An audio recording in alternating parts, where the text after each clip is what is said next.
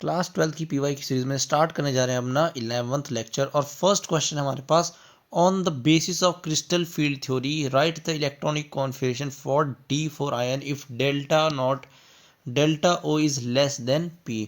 यानी कि CFT लगा के हमको चेक करना पड़ेगा। अगर स्प्लिटिंग होती है, EG हमारा जाता है ऊपर और T2G जाता है हमारा नीचे, तो यहाँ पे कितने आएंगे, 6 इलेक्ट्रॉन जो है टोटल आ सकते हैं। ऊपर EG में जो है 4 इलेक्ट्रॉन आ सकते हैं।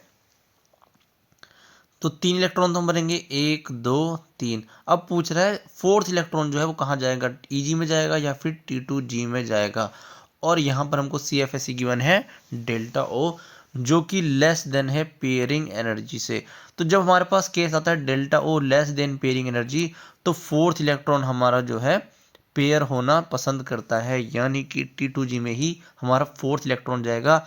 और इलेक्ट्रॉनिक कॉन्फ़िगरेशन से पूछिए, राइट द इलेक्ट्रॉनिक कॉन्फ़िगरेशन, तो इलेक्ट्रॉनिक कॉन्फ़िगरेशन लिखेंगे T2G4 EG0।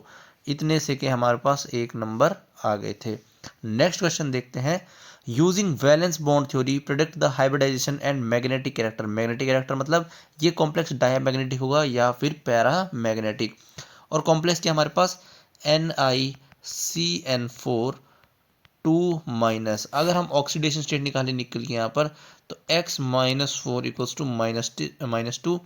एक CN की होती है -1 ऑक्सीजन स्टेट, तो 4 CN कितनी होगी, -4। यही लिखिए यहाँ पे, X आ जाता है +2 ऑक्सीडेशन स्टेट में। अब निकल की इलेक्ट्रॉनिक कॉन्फ़िगरेशन होती है हमारे पास 3D8 4s2। जब हम इसमें से 2 इलेक्ट्रॉन को रिमूव करेंगे तो कॉन्फ़िगरेशन बन जाएगी 3D8 4s0। और इलेक्ट्रॉन्स को जब मैं रिमूव करता हूँ तो पहले हमारे s ऑर्बिटल से इलेक्ट्रॉन्स को रिमूव होता है। तो 3D8 कैसे रहेगा, Na2 पॉजिटिव में, ये मैंने बना दिया है 3D ऑर्बिटल 1 2 3 4, 1 2 3 4 5 6 7 8। ये इसका है 3D ऑर्बिटल। एक इसके पास क्या है, Mt4s, और एक है हमारे पास Mt4p ऑर्बिटल। अब जब साइनाइड आएगा हमारे पास, साइनाइड हमारा कैसा है, स्ट्रॉन्ग फील्ड लिगेंड है, तो वो इस इलेक्ट्रॉन को यहाँ अंदर पेयर कर देगा। तो कॉन्फ़िगरेशन क्या बन जाएगी हमारी, 1 2 3 4 5 6 7 8। और हमारे पास एक जो है एम्प्टी ऑर्बिटल D का हमको देखने के लिए मिल चुका है। तो यहाँ पे 4s ऐसे ही, और यहाँ पर 4p। अब ये वाले ऑर्बिटल, एक D एक S और 2p के ऑर्बिटल आगे कंबाइन करेंगे और फॉर्म करेंगे एक नया हाइब्रिड ऑर्बिटल। हम 3D को ऐसे ही रहने देंगे, 5 6 7 8। और यहाँ हमारे पास क्या फॉर्म होगा, एक नया ऑर्बिटल का फॉर्म देखने के लिए मिलेगा, मतलब फॉर्मेशन देखने के लिए मिलेगा। हाइब्रिडाइजेशन क्या होगी इसकी, DsP2, एक D ऑर्बिटल आया है, एक S ऑर्बिटल आया है, और 2p के ऑर्बिटल कंबाइन करके नया हाइब्रिड ऑर्बिटल हमारे पास बना है। अब जो CN के हमारे पास क्या होंगे, इलेक्ट्रॉन्स होंगे। एक CN डोनेट करता है 2 इलेक्ट्रॉन को, तो 4 CN कितना करेंगे, 8 इलेक्ट्रॉन को डोनेशन करेंगे। हमको इसमें 8 इलेक्ट्रॉन फिल कर देने हैं। फिल करने के बाद हम देखते हैं हाइब्रिडाइजेशन क्या हमारी, DsP2, और शेप क्या होती है DsP2 में, स्क्वायर प्लेनर। sp3 में होती है टेट्राहेड्रल, DsP2 में होती है स्क्वायर प्लेनर। अब उसने पूछा है मैग्नेटिक मूवमेंट, यानी कि ये हमारे पास पैरामैग्नेटिक होगा या फिर डायामैग्नेटिक। तो हमको चेक करने थे अनपेड इलेक्ट्रॉन्स। यहाँ पर कहीं पर भी एक भी अनपेड इलेक्ट्रॉन प्रेजेंट नहीं है, और जब सारे ही पेड इलेक्ट्रॉन्स हमारे पास, ऐसे सिस्टम को हम बोलते हैं डायामैग्नेटिक।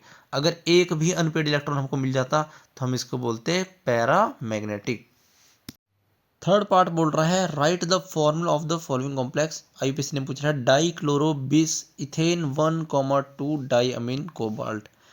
तो कोबाल्ट लिखा है, कोबाल्टेट नहीं लिखा है, यानी कि कॉम्प्लेक्स पे क्या होगा, पॉजिटिव चार्ज, या फिर हम बोलेंगे कि कैटायन वाला साइड हमारा कॉम्प्लेक्स होगा। तो कोबाल्ट हमारा क्या होगा, सेंट्रल मेटल। डाईक्लोरो, डाईक्लोरो मतलब Cl2, फिर लिखा है बिस, बिस मतलब दो। एथिलीन डाइमीन 1,2 डाइमीन En से रिप्रेजेंट करते हैं हम इसको, और 20 मतलब 2, तो हमने 2 लगा दिए हैं। अब हमारे पास कोबाल्ट की ऑक्सीजन स्टेट आनी चाहिए +3 ऑक्सीजन स्टेट में आनी चाहिए, तो हमको चार्ज यहाँ पे कितना लगाना पड़ेगा, यहाँ पे होगी X, इसको लिखेंगे -2। एक क्लोरीन की होती है -1, 2 क्लोरीन की -2, इसकी रहेगी 0। और हमारे पास क्या होनी चाहिए, कॉम्प्लेक्स पे चार्ज होना चाहिए +1 का, कॉम्प्लेक्स पे चार्ज होना चाहिए +1 का, तभी हमारी ऑक्सीडेशन स्टेट को वाल्ट कितनी आएगी +3। तो यहाँ पे रहेगा पॉजिटिव चार्ज। ये हमारा बन चुका है इसका फॉर्मूला। डाइक्लोरोबेस, डाइक्लोरो मतलब 2 क्लोरीन, और 20 मतलब 2 ethane diamine, 1,2 ethane diamine, ethylene diamine बोलते हैं वैसे तो जनरल में। तो ये हो गए 2 क्लोरीन हो गए, कोबाल्ट की ऑक्सीजन स्टेट, ये हमारा हो जाएगा बिल्कुल सही आंसर। तो vapour pressure of pure liquid X and pure liquid Y at 25 degree Celsius are 125 mmHg and 165 mmHg respectively, यानी कि X का गिवन है 120 और Y का गिवन है 160 mmHg। If equal moles of X and Y are mixed to form an ideal solution, calculate the vapour pressure of the solution. तो P total क्या होता है हमारे पास, यानी कि इसको PS लिख लेते हैं, P of solution, total pressure of solution कितना होता है, partial pressure of A plus partial pressure of B, और यहाँ पे A की जगह क्या गिवन है X और B की जगह गिवन है Y। अब हमको क्या पता है, PS होता है इक्वल टू PX कितना होता है हमारे पास, mole fraction of X into में वेपर प्रेशर ऑफ X, मतलब P0 मतलब pure vapour pressure of pure solvent, plus mole fraction of Y into में वेपर प्रेशर ऑफ Y। हमको P0X की वैल्यू पता है और P0Y की वैल्यू पता है। P0X हमारे पास कितना गिवन है क्वेश्चन में, 120 mmHg, और P0Y है हमारे पास 160 mmHg, और उसने बोला है X प्लस Y का सॉल्यूशन बनाया है और इक्वल मोल्स हमने लिए हैं। फॉर एग्जाम्पल 1 मोल X के लिए है, 1 मोल Y के लिए है, तो मोल फ्रैक्शन ऑफ X आएगा 0.5 और मोल फ्रैक्शन ऑफ Y भी कितना आएगा हमारे पास 0.5। चाहे यहाँ से हम क्या करें, 2 मोल्स इसके ले लें चाहे 2 मोल्स Y के ले लें, जब भी हम इक्वल मोल्स लेंगे तो मोल फ्रैक्शन हमारा क्या आएगा, दोनों ही केस में 0.5, चाहे इसके 10 ले लो चाहे इसके 10 ले लो, कितना भी ले लो, मोल फ्रैक्शन हमारे पास 0.5 ही देखने के लिए मिलेगा। बस अब हमको वैल्यू पुट करनी है, PS equals to 0.5 into P0X है हमारे पास 120 प्लस 0.5 इंटू P0Y हमारे पास 160, यानी कि 60 प्लस 80, और सॉल्यूशन का हमारे पास प्रेशर क्या हो जाएगा 140 mmHg। ये आ गया हमारा टोटल प्रेशर ऑफ सॉल्यूशन। बहुत इजी क्वेश्चन था, बहुत, और कैलकुलेशन भी बहुत ही सिंपल करके दे रखी थी, 2 मार्क्स में पूछा गया था।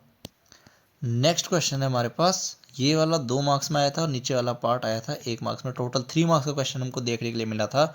The conversion of molecule A to B followed second order kinetics, if concentration of A is increase to 3 times, how will it effect the rate constant rate of formation of B। तो बोल रहा है A से बन रहा है हमारे पास B product, और रेट कैसे फॉलो कर रहा है, रेट इक्वल्स टू K हमारा rate constant, second order kinetics बोली है तो मतलब A टू दी पावर 2। अगर वो बोलता जीरो ऑर्डर काइनेटिक्स तो हम क्या लिखते A की पावर 0, अगर बोलता फर्स्ट ऑर्डर काइनेटिक्स तो हम लिखते A की पावर 1। ये तो हमारा कब आ गया इक्वेशन 1, जब हमने सिर्फ A की कंसंट्रेशन कितनी ली है A। अब वो बोल रहा है कंसंट्रेशन क्या करा 3 टाइम्स बढ़ा दिया, यानी कि हमने पहले A थी, फिर हमने दूसरी बार में क्या ली 3A ली। अगर मान लो एग्जांपल A की वैल्यू 1 मोल ली और दूसरी बार में हमने 3 मोल ली कंसंट्रेशन, तो रेट R2 मेरा क्या होगा, इसको मैं R1 लिख देता हूं, R1 R2 हो जाएगा मेरा, रेट कांस्टेंट तो चेंज नहीं होता, A की जगह लिखेंगे हम 3A और पावर हो जाएगी 2, तो R2 की वैल्यू आती है मेरी K 9, इसको लग सकते हैं इंटू 9A², इसको और रियलाइज करेंगे तो 9KA², ये मेरा आता है आंसर।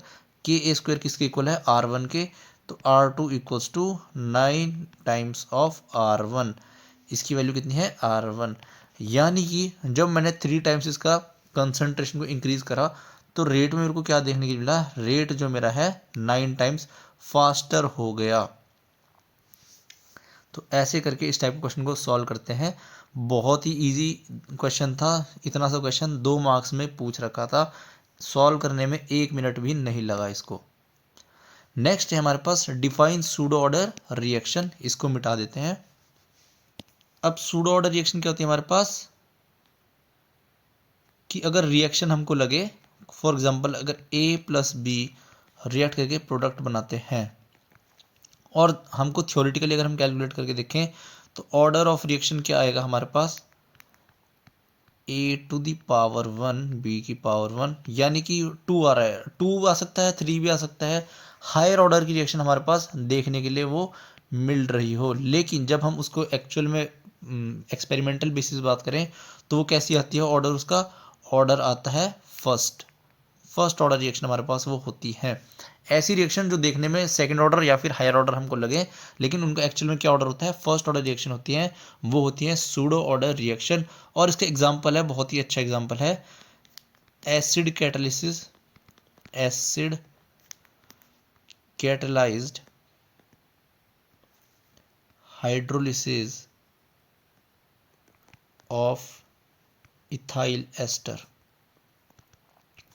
एस्टर की जब हाइड्रोलिसिस करते हैं CH3C⁻O, C2H5, acidic condition H positive में, इसमें जब हाइड्रोलिसिस करेंगे तो कन्वर्ट होगा कार्बोक्सिलिक एसिड में प्लस C2H5।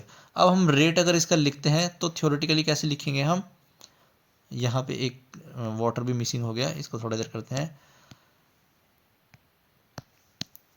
इसकी करेंगे हाइड्रोलिसिस वाटर, और मीडियम कैसे रखेंगे, एसिडिक मीडियम। तो रेट क्या होना चाहिए कि एस्टर पे भी डिपेंड कर रहा है, CH3COO C2H5 की पावर 1 और वाटर की पावर भी 1। लेकिन एक्चुअल में क्या होता है हमारे पास, रेट जो है सिर्फ एस्टर के ऊपर डिपेंड करता है, वाटर पे डिपेंड नहीं करता है। तो ये हमारी क्या बनती है, फर्स्ट ऑर्डर रिएक्शन। इसलिए ये सबसे अच्छा एग्जांपल है सूडो ऑर्डर रिएक्शन का। नेक्स्ट क्वेश्चन हमारे पास, when a coordination compound NiCl2H2O6 mixed with AgNO3, 2 moles of AgCl are precipitated. 2 moles of AgCl reaction कैसे हो रही है हमारे पास, Ni और Cl क्या होगा, Cl2 पड़ा होगा, रिएक्ट करेगा AgNO3 के साथ, और रिएक्शन में क्या बन जाएगा हमारे पास, AgCl का प्रेसिपिटेट। अगर हम इसको कोऑर्डिनेशन कॉम्प्लेक्स बनाएं तो NiH2O6 और Cl2 ऐसे हमारे पास रिएक्शन हो रही होगी। ये Cl2 तभी रिएक्ट कर पाएगा Ag से अगर ये ब्रैकेट के बाहर हो। इसने बोला है 2 मोल्स ऑफ AgCl, मतलब 2 Cl के मॉलिक्यूल्स जो हैं रिएक्ट करेंगे Ag के साथ, और फॉर्मेशन हो जाएगा हमारे पास AgCl, यानी कि 2 मोल्स ऑफ AgCl। अगर वो बोलता है एक ही मोल हमारे पास पीपीटी बन रहा है तो हम इसको लिखते H2O का 5, एक Cl को अंदर और एक Cl बाहर। तो जो ये Cl बाहर है ना, सिर्फ यही क्या कर सकता था, AgNO3 के साथ रिएक्ट करके, तब हमारे पास 1 मोल ऑफ AgCl जो है फॉर्म होता। यहाँ पर इसने बोला है 2 मोल ऑफ AgCl हमारे पास मिल गए, तो यानी कि दोनों की क्लोराइड आयन जो हमारे पास ब्रैकेट के बाहर प्रेजेंट होंगे, तो स्ट्रक्चर फॉर्मूला हमारा NiH2O6Cl2 ये बन जाएगा। फिर पूछ रहा है secondary valency of Ni in the complex. Secondary valency Werner के हिसाब से पूछ रहे क्या होती है सेकेंडरी वैलेंसी, जो भी हमारे पास कॉम्प्लेक्स का कोऑर्डिनेशन नंबर होता है वो होती है सेकेंडरी वैलेंसी। यहाँ पर निकल का कोऑर्डिनेशन नंबर कितना है, 6 लिगेंड अटैच है, तो कोऑर्डिनेशन नंबर हो जाएगा यहाँ पर 6, तो मतलब सेकेंडरी वैलेंसी कितनी है निकल की, 6। नेक्स्ट हमारे पास IUPAC name of the complex. तो कॉम्प्लेक्स क्या था हमारे पास, NiH2O6Cl2। सबसे पहले हम लिगेंड लिखेंगे तो कौन सा है, हेक्सा एक्वा। वाटर के लिए हम यूज करते हैं वर्ड एक्वा। और फिर हम लिखेंगे मेटल, मेटल के लिए क्या लिखेंगे, निकल लिखेंगे, निकलेट नहीं लिखेंगे क्योंकि मेटल पे क्या रहेगा, इस वाले कैटायनिक साइड पे है मेटल, रखेगा अपने पर पॉजिटिव चार्ज, तो निकल। ऑक्सीडेशन स्टेट कितनी है इसकी, 2, और फिर हम लिखेंगे क्लोराइड। तो ये हमारे पास क्या हो जाएगा इसका IUPAC नेम, हेक्सा एक्वा निकल। ऑक्सीडेशन स्टेट कितनी होगी, +2, क्योंकि हमारे पास क्या होगा, ऑक्सीडेशन स्टेट अगर किसी को निकालनी नहीं आती, निकल की मान लेंगे x, वाटर की होती है हमारे पास 0 इक्वल, और क्लोरीन की कितनी होती है -2 इक्वल टू रखेंगे इसको 0 के, x होगा +2 ऑक्सीडेशन स्टेट। क्लोरीन में एक क्लोरीन की होती है -1, 2 क्लोरीन की होगी -2। नेक्स्ट क्वेश्चन हमारे पास, illustrate the following reaction giving suitable example. पहली है गैब्रियल थैलेमाइड सिंथेसिस।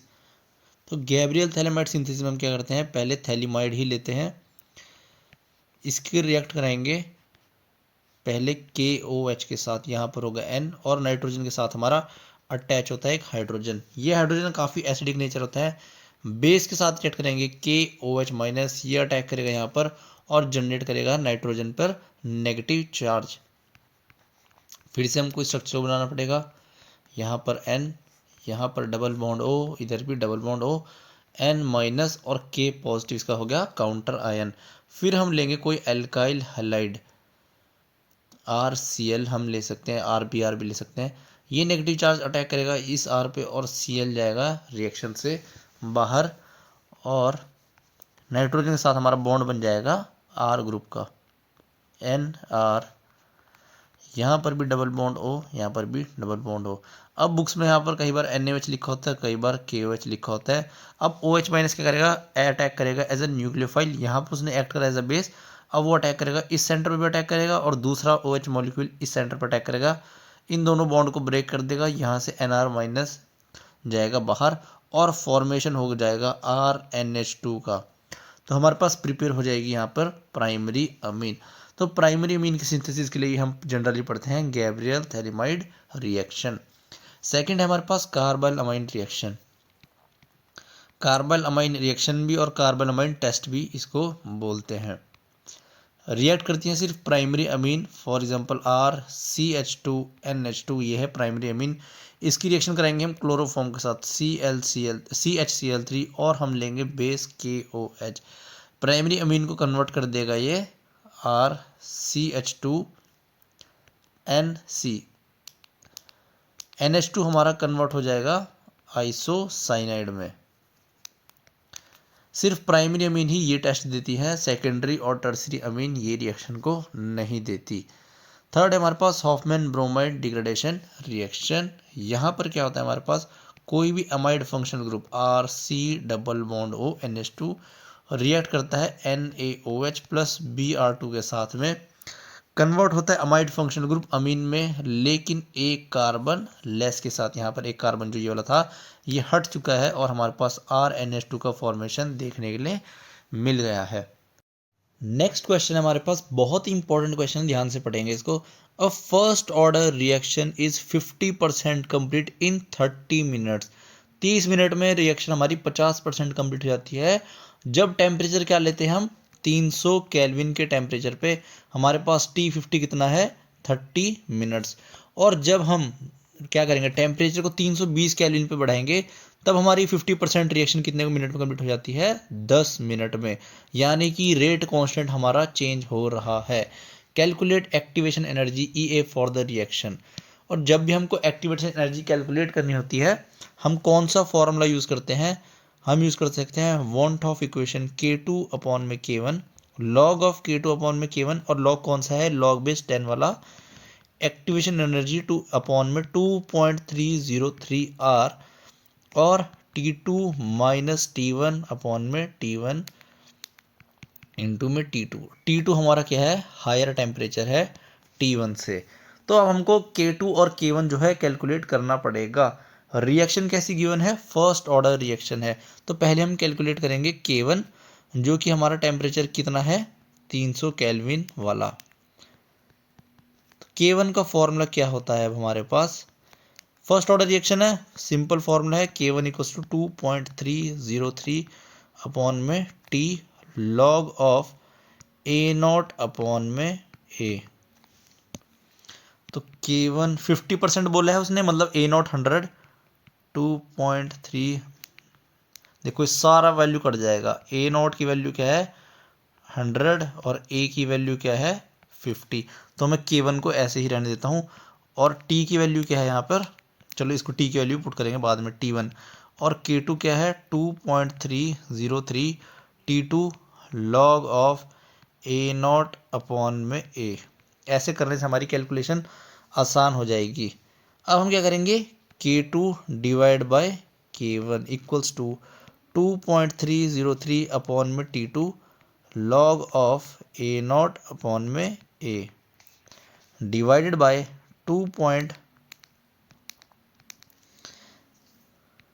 हमको ज़्यादा मेहनत करनी ही नहीं पड़ेगी इस क्वेश्चन में, इनटू में लॉग ऑफ A0 अपॉन में A log A not upon A से ये पूरी टर्म कट जाएगी, 2.303 से ये कट जाएगी, और K2 अपॉन K1 की वैल्यू क्या आती है मेरे पास, T1 अपॉन में T2। ये T1 ऊपर चला जाएगा, देखो ऐसे है ये 1/T2 अपॉन 1/T1, इसको हम लिखेंगे T1 अपॉन में T2। तो यहाँ से हमारे पास क्या आएगी, T1 की वैल्यू कितनी गिवन है हमारे पास, देख लेते हैं। T1 हमारे पास है गिवन 30 मिनट से, देखो T1 30 minute, T2 10 minute. T1 है 30 और T2 है 10, कट जाएगा तो K2 बाय K1 की वैल्यू आती है मेरे पास 3, और log 3 किसने वैल्यू यहाँ पे दे ही रखी है जो काम आएगी। अब मैं इस पूरे इसको हटा देता हूँ,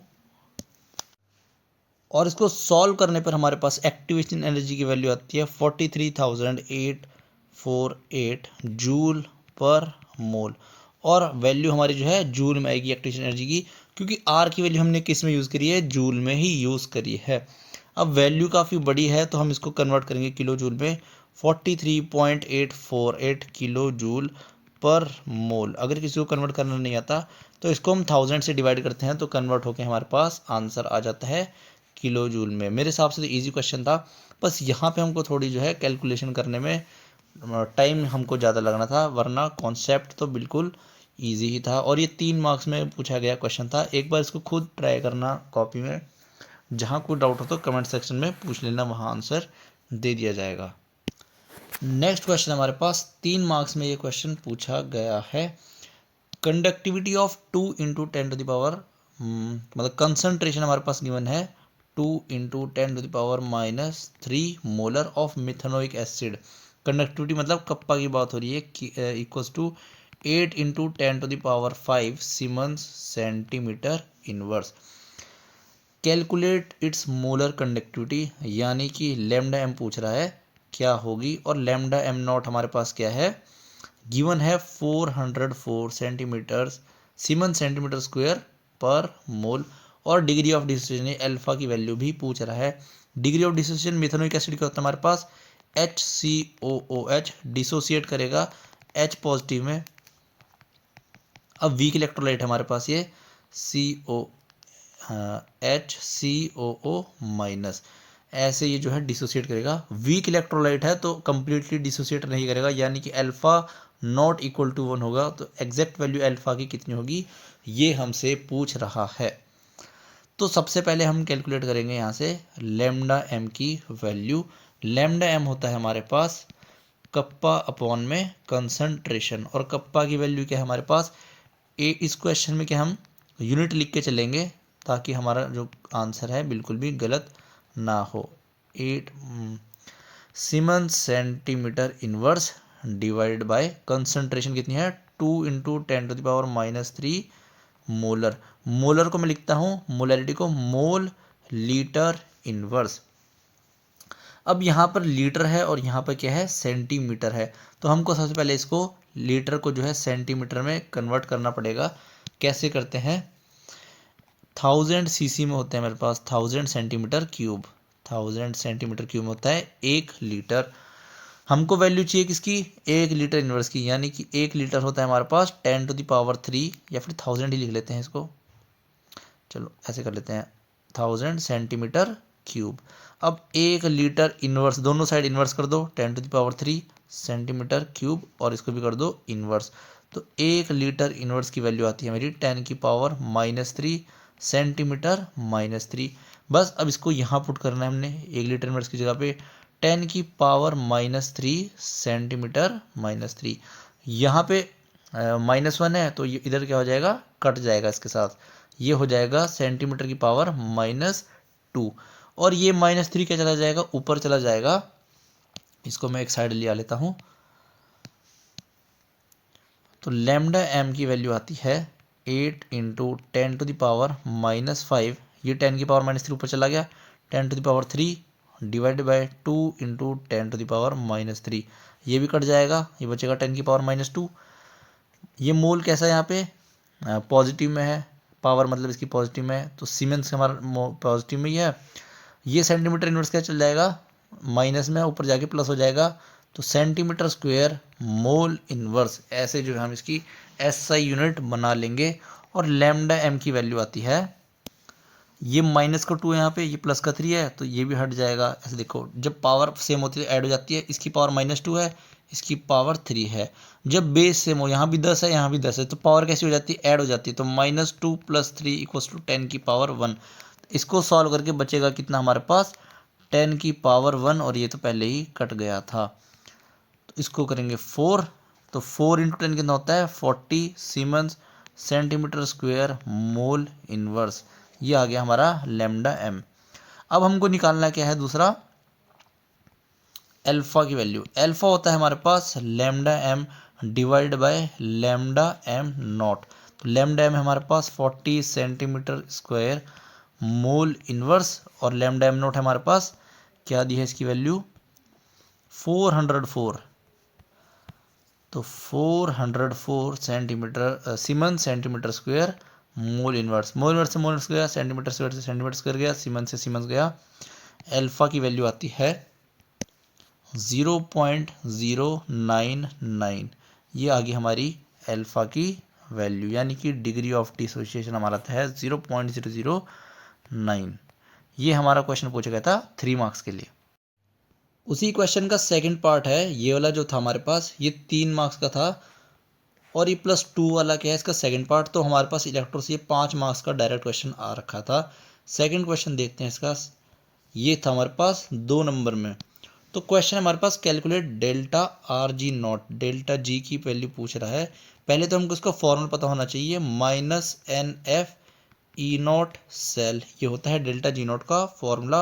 और KC की वैल्यू भी पूछ रहा है, और डेल्टा G0 अगर हमने फाइंड कर लिया तो ये इक्वल होता है किसके, -2.303 RT log KC।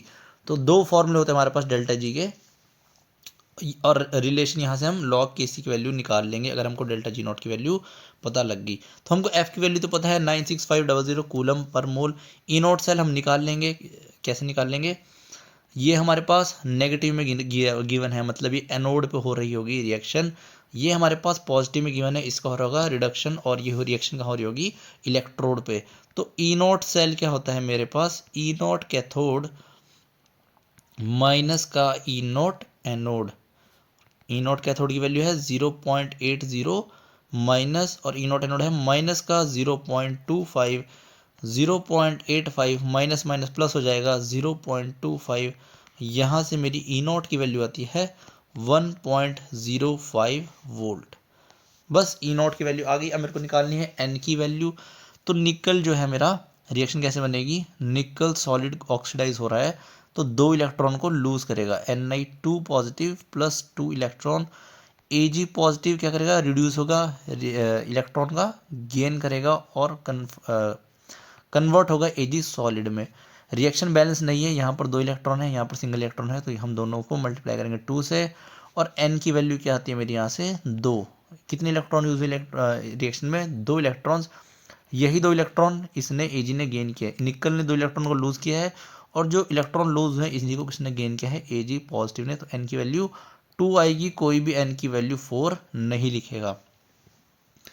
अब हमको बस फॉर्म में वैल्यू पुट करनी है, delta G0 equals to minus N कितना है 2, F कितना है 96500, और E0 सेल है हमारे पास 1.05 वोल्ट। डेल्टा G0 आता है माइनस का 2026500 जूल पर मोल। ये आएगी वैल्यू जूल में हमारे पास। इसको हमको कन्वर्ट करना पड़ेगा किलो जूल में, क्योंकि वैल्यू बहुत ज़्यादा बड़ी है। तो 202.650 कैसे करेंगे, इसको 1000 से डिवाइड कर देंगे, तो ये बन जाएगा किलो जूल पर मोल में। अब हमको क्या निकालना है दूसरा, एक तो हमने निकाल लिया है, एक निकालना है हमको log KC की वैल्यू। तो डेल्टा G0 हमको यहाँ हमको गिवन है, इसकी वैल्यू हमको जूल में पुट करनी पड़ेगी। क्यों, क्योंकि हमको R की वैल्यू भी किस में डालनी है, जूल में डालनी है। तो डेल्टा G0 क्या है फॉर्मूला हमारे पास, delta G0 equals to minus का 2.303 RT log KC। तो log KC क्या आता है मेरे पास, delta G0 divided by minus का 2.303 इंटू में 8.314 इंटू टेम्परेचर हमारे पास कितना है 298 केल्विन गिवन है।